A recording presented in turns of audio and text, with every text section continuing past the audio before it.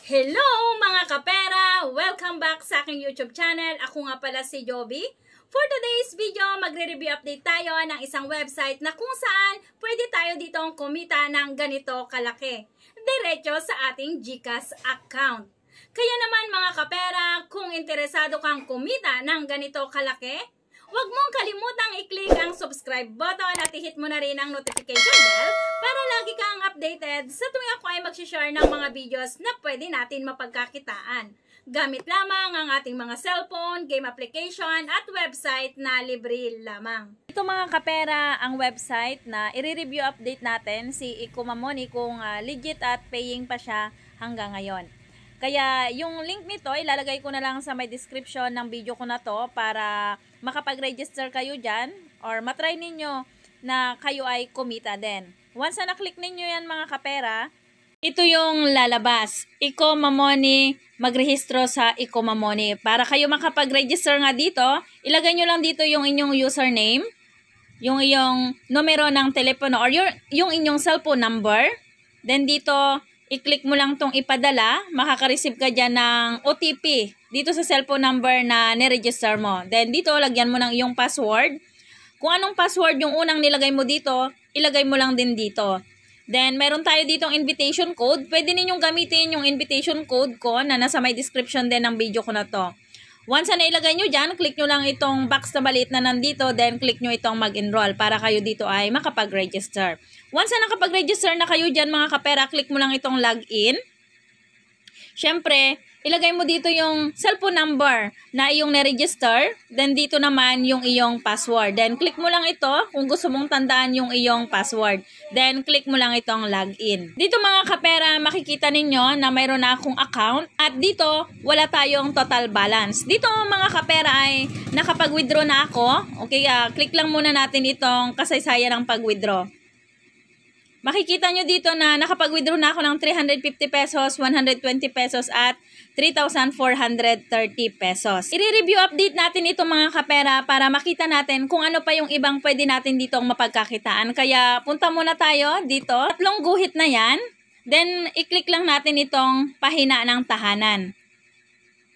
Dito mga kapera, makikita natin yung kanilang Ikomamoni na platform. Pwede nating i-click yan upang makita natin kung ano yung mga pwede nating mapagkakitaan dito. Dahil dito mga kapera, nakapag-register na nga tayo, makikita natin yung kanilang company introduction. Mababasa rin natin kung ano ba yung ibig sabihin ng kanilang platform or yung kanilang website. Basahin lang ninyo yung kanilang website na nandito mga kapera. Mga kapera, mababasa rin natin yung kanilang culture of Ikomamoni.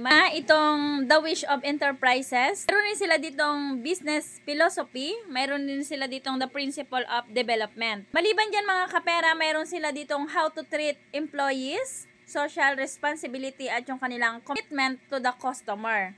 Dito naman mga kapera sa kanilang statistic, mayroon naman ditong makikita na kung ilan na yung mga total ng current member nila. At dito naman mga kapera, makikita ninyo yung kanilang the environmental protection activities of Ikomamoni. Dito makikita rin natin kung ilan yung mga kikitain natin or yung mga profit na marireceive natin dito mga kapera. Katulad dito, the profit mechanism of Ikomamoni. At dito makikita natin yung kanilang pangalan ng proyekto. Pwede ka ditong pumili kung gusto mo saan dito mag-participate mga kapera. Kung halimbawa na dito sa Recycle Plastic RO, dito wala kang ilalabas na puhunan. Pero kung dito ka naman sa kanilang Glass Waste R1, sa halagang 400 pesos, within 365 days, kikita ka dyan araw-araw ng 10 pesos. Kung dito ka naman sa kanilang Textile Fabric R2, nagkakahalaga yan ng 1,200 pesos. Within 365 days, kikita ka araw-araw naman dyan ng 30 pesos. Kung dito ka naman sa kanilang lithium battery R3, magkakahalaga yan ng 3,500 pesos. Within 365 days, kikita ka dyan araw-araw ng 90 pesos. Mayroon sila ditong metal R4. Kailangan mo lang halagang 8,000 pesos. Within 365 days, kikita ka dyan araw-araw ng 265 pesos. Kung dito naman sa kanilang cheap R5, kailangan mo lang makalagang 26,000 pesos. Within 365 days, kikita ka naman dyan araw-araw ng 866 pesos. Marami sila dito mga kapera na pwede ka dito ang makipag-participate. Pili ka lang para ikaw dito ay kumita. Pero mga kapera, itong video nga nire-review update natin, pinapakita ko lang sa inyo dito kung paano tayo dito kikita pa. Pero matagal na itong Ikumamoney na to at hanggang ngayon ay makikita natin sa kanilang Telegram na active pa na nagpapa-payout itong kanilang website. Kung halimbawa naman na kayo dito ay nakipag-participate na, ito naman mga kapera yung kanilang continuous task reward na makikita ninyo na pwede nilang ibigay. Katulad dito, meron silang get 50 for completing task, continuous for 15 days. Kikita ka dyan ng 50 pesos. Kung dito naman sa 150 pesos, kailangan mo lang makakomplete dyan ng task na 150 din. Meron silang get 500, pero kailangan mong i-complete within 60 days. Then, yung pinakamaganda dito sa kanila, meron sila dito pinamimigay na iPhone 15. Kailangan mo lang ma-continue yung mga customer mo na makapag-invest dyan within 365 days. Kung halimbawa naman na gusto mo ditong makakuha ng benefits, dito mga kapera, meron sila dito sa level 1, makakakuha ka dyan ng 8% at sa level 2 naman ay 4%. Dito naman sa kanilang benefits monthly, pwede ka naman ditong makakuha ng 1,600 pesos within 15 days. Then dito sa kanilang level 2 naman, dito naman sa kanilang level 1 na 8%, level 2 4%, level 3 1%. Ito naman mga kapera yung mga referral commission na nagde-daily task dyan. Yung kanilang receive a monthly team performance bonus of 2%. Kailangan mo lang dyan makalculated yung mga position within 30 days. Meron sila ditong level 1 na nagkakahalaga ng 9%, sa level 2 5%, sa level 3 ay 1%, yung mga commission na nagtatas nga dyan mga kapera. Kung halimbawa naman na gusto mong makareceive ng high-end clothing for free, ito naman yung mga binibigay nila, pwede ka rin ditong makareceive ng support fund na nagkakahalaga ng 2,000 pesos. Saka naman sa mga community senior manager, ito naman yung benefits na makukuha mo. Pwede ka ditong makareceive ng monthly salary na 14,500 pesos. Mayroon ka rin naman ditong bonus na 4%. At sa iyong mga level 1, 11%, level 2, 6%, at sa level 3 naman ay 2%. Makaka-receive ka rin dito ng libreng clothing for free at mayroon rin sila dito ang pinamimigay na gift na iPhone 15 worth of $1,000. Dito naman sa kanilang community director, pwede ka rin ditong mag-monthly salary mga kapera. Napakalaki yung monthly salary nila. Ito rin naman yung marireceive mong bonus. Then, mayroon ka rin dito sa mga level 1, level 2, level 3, makakakuha ng percent. Then, mayroon ding libreng clothing free. At mayroon din sila ditong binibigay na Yamaha Yuma 125 worth of $3,799.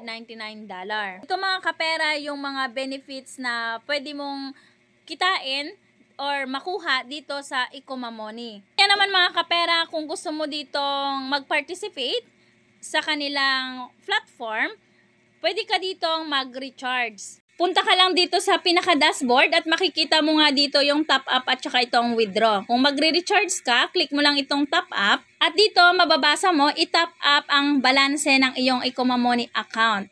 Kung halimbawa na gusto mo mag-top up, dito ilagay mo lang yung halaga ng i-recharge mo. Halimbawa doon ka sa 1,000 pesos. Okay, ilagay mo lang dyan yung 1,000 pesos. Then dito naman, paraan ng pagbayad, click mo lang yan kung saan tayo pwedeng mag-top up. Click mo lang yan. At makikita natin dito mga kapera na pwede tayong mag-top up gamit ang GCash, Maya. Okay, click mo lang dito. Kung dito ka sa GCash 5, click mo lang yan. Kung gusto mo naman ng Maya, syempre mga kapera, click mo lang din itong Maya. Kaya dito lang tayo sa GCash muna kung gusto natin ng GCash. Okay, na-click na natin yan. Pili lang tayo kung dito sa 5 or 6. Halimbawa, dito sa 6 at nandito na nga. Then, click lang natin itong top up. Dito sa ibaba, mababasa natin yung mga panuntunan sa pag-recharge. Kaya ang minimum recharge nila dito mga kapera ay 300 pesos. At matatanggap mo or papasok sa iyong account yung iyong ni-recharge ng 5 to 10 minutes lang. Napakadali mga kapera. Kung dito naman, sa pag-recharge mo ay hindi na proseso sa loob ng 10 minuto, okay, pwede mo siyang i-follow up doon sa kanilang customer service. Then, click lang natin itong top up. Dito mga kapera, lalabas itong merchants. Dito, kailangan nating i-login yung ating GCash account. Pero ako hindi ko na ilalagin yung aking GCash dyan, hindi na ako magta-top up dahil mayroon na nga akong unang account dito. Ang sa akin lang, sinishare ko itong video na ito. Ang sa akin lang, ginawan ko ng review update itong website na ito kung hanggang ngayon ay paying pa siya. Pero nakita ko naman sa kanilang Telegram na active pa yung mga nag-participate doon. Okay, once mga kapera na ikaw ay nakapag-recharge na dyan, ito makikita mo yung iyong ni-recharge sa iyong balanse. Then kung halimbawa na nakapag-recharge ka dyan ng halagang 400 pesos, dito click mo lang itong piliin ng paraan. Okay? At syempre kung may balance ka na dyan or may balance ka na, click mo na lang dito yung balance mo. Then dito, i-click mo lang itong subscription. Kung halimbawa na mga kapera na ikaw ay nakapag-participate na dyan, okay, then kumita ka na, back tayo. Punta naman tayo dito sa ating personal sentro. Okay. Halimbawa, meron ka ng balance dyan, pwede ka nang mag-withdraw, click mo naman itong withdraw. Dito ilagay mo lang yung halaga ng cash na iyong magagamit, then dito naman ilagay yung halaga na gusto mong bawiin. Ito naman yung wi-withdrawin. Dito mga kapera, yung halaga kung ilan yung iyong mawi-withdraw dyan, then dito naman ilagay mo yung iyong gustong withdrawin. Okay, dito may paraan ng pag-withdraw, click mo lang yan. Pwede ka dito mag-withdraw gamit ang GCash account at itong Maya account. Kung halimbawa GCash, lagay mo lang dyan.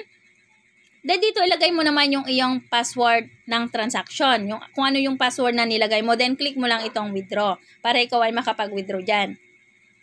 Dito naman, meron silang mga tuntunin sa pag-withdraw. Basahin nyo lang yan mga kapera para malaman nyo kung ano yung mga paraan dito or tuntunin nila kung ikaw ay mag-withdraw. At dito mga kapera, kung halimbawa na ayaw mong makipag-participate dito pero gusto mong kumita, pwede ka ditong kumita. Click mo lang itong mag-invita ng kaibigan.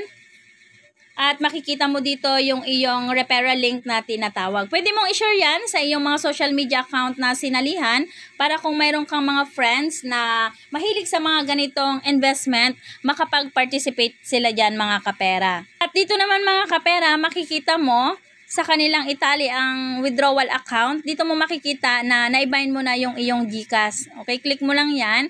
Then dito pwede kang mag-bind ng GCash or yung iyong Maya account. Katulad sa akin, naibind ko na yan, yung aking GCash account. And dito naman sa mga talaan ng pananalapi, makikita natin, ito yung mga view bills or yung mga nakuha kong komisyon sa mga nag-register dito. Then dito naman yung mga gantimpala sa mission. Click lang natin yan.